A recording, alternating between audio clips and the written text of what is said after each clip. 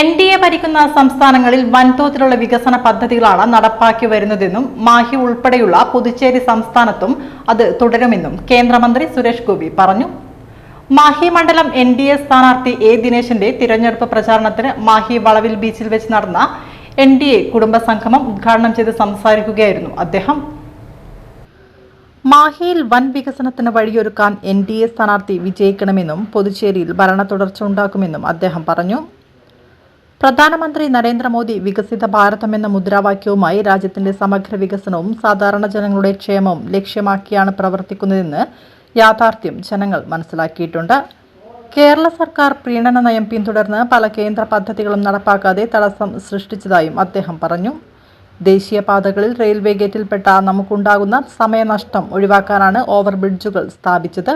നമ്മുടെ പ്രധാനമന്ത്രി സുഗമവും വേഗതയേറിയതുമായ യാത്രാ സൗകര്യം ഒരുക്കിത്തരാൻ രാജ്യത്തുടനീളം ബൈപ്പാസുകൾ സ്ഥാപിച്ചു.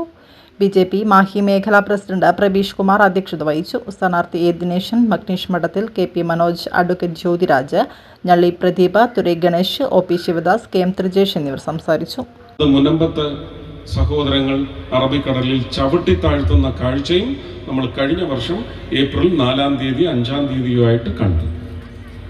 ആ പ്രമേയത്തിന് പുല്ലുവില പോലും ഉണ്ടായില്ല. CAA വന്നു.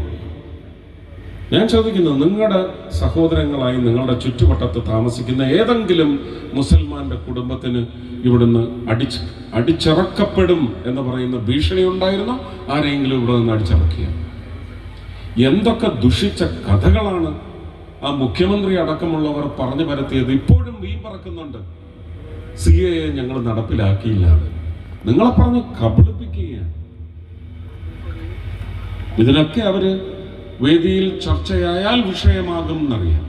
മുത്തലാഖ് ഈ രാജ്യത്തെ ഏറ്റവും കൂടുതൽ ഗുണം ചെയ്തത് ഇസ്ലാം മതവിശ്വാസികളായ സ്ത്രീകളെയാണ്. അവരുടെ അടിസ്ഥാന അവകാശം അതിനെ കടയ്ക്ക് കത്തിവെച്ച് കൊണ്ടുപോയിരുന്ന ഒരു സംവിധാനത്തിന് ഒടുക്കുകയാണ് മോദി സർക്കാർ ചെയ്തത്. ചോദ്യം ചെയ്യാനൊക്കെ അങ്ങ് പോയി.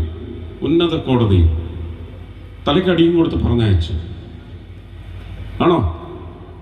അപ്പൊ മനുഷ്യ നന്മയ്ക്ക് എന്തൊക്കെ ആവശ്യമുണ്ടോ?